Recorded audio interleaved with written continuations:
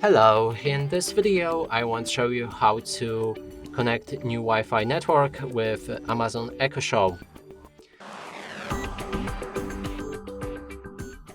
To do this, we'll need to swipe our finger from top of the screen, click on Settings, and here enter Network.